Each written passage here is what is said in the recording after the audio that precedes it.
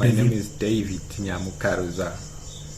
I'm from the Shona and Central Province. Right now I'm residing in Harare. Sure. Totems are in all tribes in Zimbabwe for totems. And totems are used to distinguish people as a way of protecting us from marrying maybe the same tribe with you. According to our culture, it's a taboo to marry someone with the same totem with me. So it's also used to distinguish the regions as well. If you go to Binga, you've got the Tonga people. The Tonga people have got totems. If you go to Shona and Central, we've got the totems. They're like Gushungo, like Soko, like Shala, which is Mofu, which is the eland. And also, if you go to Matebele, we have got the Ndlovu people. If you go to Zimba, that is Marsh West, the totem there, the most common totem there is Gushungo.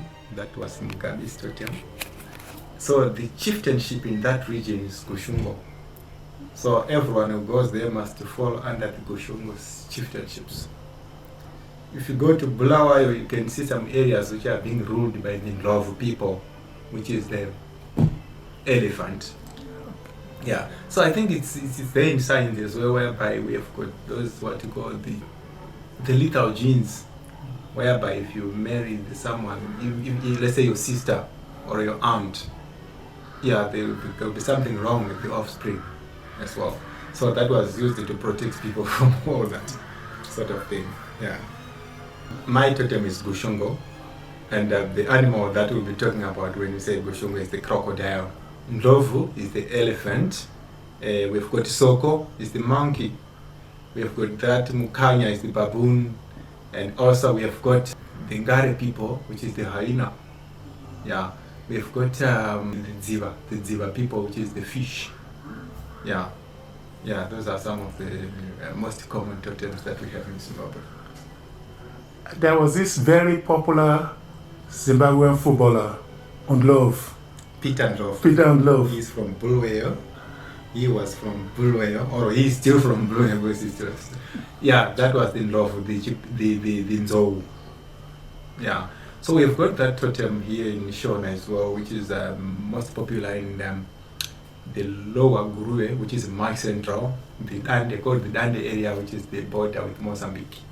That's where these Nzou people dominated. That's where they ruled. If you have ever heard of a popular musician here in Zimbabwe, passed away a few years ago, called Tuku, Oliver Mtukudzi. He was the Nzou guy. He was from down there. It's a valley, Dande Valley. Yeah. I know you explained that it's to prevent families from marrying, exactly. But do you know the origin of this totem system? I mean, we know why, but do you know how long that it has been existing?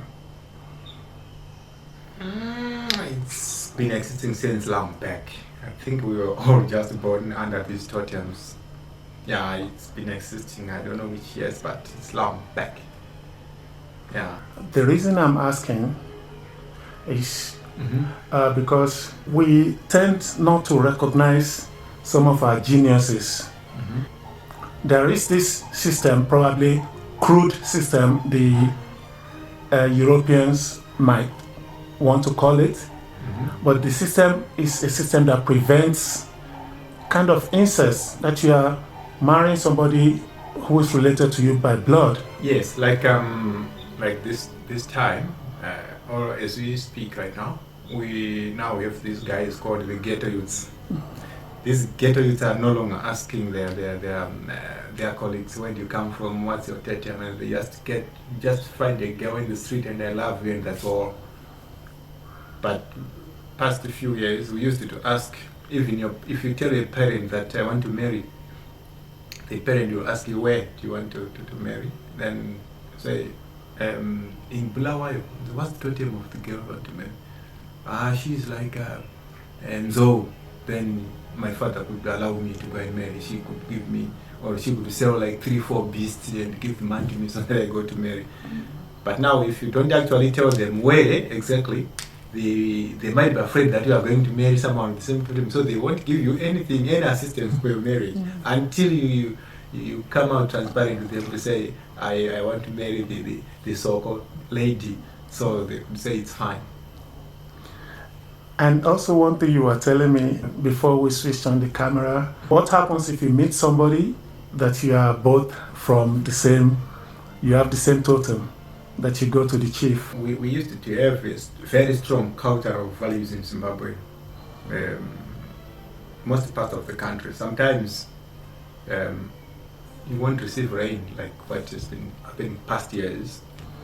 So if the chiefs and those spirit mediums happen to say that it's not raining in our area, they to find out why, and then they could say there's someone who did something that is taboo, and they could find you how.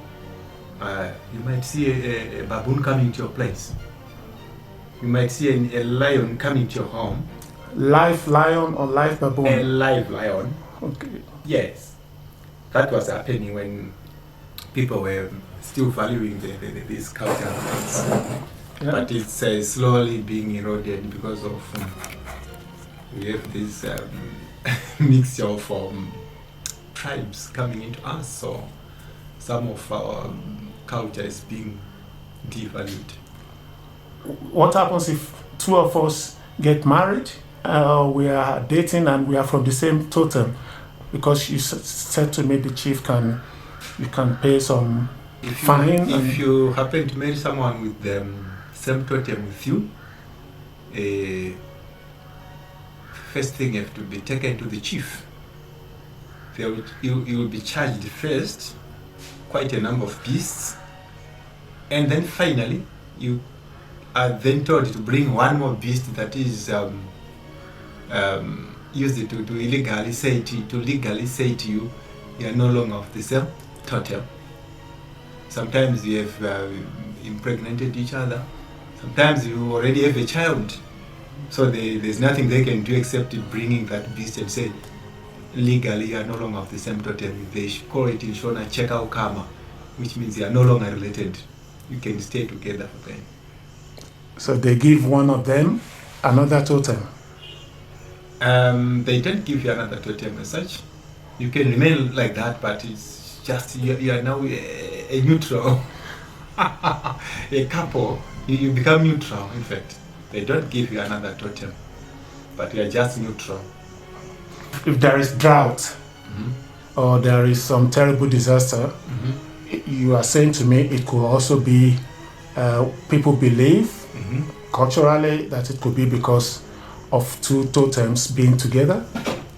Yeah, it's like there are signs that might happen in certain areas in which the chiefs or those spirit medium might say there's something wrong with our area, and they to find it, because those spirit mediums will start to do like prophecies to say we are not receiving rain in this area because maybe there's a lot of prostitution, maybe there are people are marrying each other of the same totem. Also, sometimes if you go to marry in November, it's a serious crime. We don't marry each other in November in Zimbabwe. We don't do any ritual thing in December, in November, I mean to say. Tell me why. This is news to me. It's because, the belief in Zimbabwe, according to our culture, is we are controlled by spirit mediums. We call this Mhondoro. So in November, they will be going for a leave. They are not at work. So anything that you do, the marriages that you do in November, it's very illegal. And they say those marriages won't last. That's what they say. Because all the gods or all the spirits people worship are taking a break. They've taken a break. In November. In November. So anything that you do in November, it's not blessed by our mediums spiritually. yesterday I met some Nigerians, and they told me they came here for a wedding. But now I'm realizing we're in December. The wedding is going to be in December. Our traditional months are 15 to 15, not 1 to 30 or 1 to 31. They are 15 to 15. So from the 15th of October, you won't go for, you won't do any marriage, you won't do any ritual thing. So the traditional month, is it in Shona or is it just whole of Zimbabwe, is from the 15th to the 15th? That is in Shona, especially for the people who believe in those spirit medium. In the African traditional religion, let's put it that way. Yes, it's just like that. And it's like starting from August of every year, there are several rituals that goes on. Okay. Like if your relative dies, if that relative is not in Christianity, you wait for a year. After a year, there's a ceremony that is done. In Shona, they believe that you will be taking back the spirit of that deceased to come back and look after the family. Yes, in Shona we call it kudzora mufi, and the guva is the grave in Shona. The grave is what is called guva. So if your relative dies, you just spend a year, and then we do that ceremony where people could sing and dance, beating the drums for about 2 weeks, with traditional beer being brewed, and then people drink, and they kill a beast. They kill a cow and a goat, and then they go to the grave and they tear off the intestine of a goat and take all the waste and the intestines, and then they spread it on the grave. That's when they say we've called back the spirit of the deceased to come back and look after, because they believe that if someone dies, the spirit will be wandering in the bushes there until they do that ceremony after a year, and then spirit is back in the village. Wow. That's a belief. So that must not be done in November, like I said as well. It's a taboo if you... When you say November, you mean from 15th October to 15th November? Yes. My name is David Nyamukaruza. I'm from the Shona Central Province, but right now I'm residing in Harare. Sure. And you know a lot of culture and tradition. That's great. Yes. I grew up in the rural areas, like I told you, and we've been in every part of our culture. Yeah, we've been in every part of our culture, so I learned a lot about these cultures. Unfortunately, we are mixing, where we are coming across Christianity, we are coming across Muslims, we are coming across our culture, so there's a mixture of it, you see now. Yeah, I've been to places where I see Christians still doing traditional things. Yeah. Wow. Thank you very much, David. Yeah, most welcome. I'm a king, yes, I'm a king, I think I'm a king,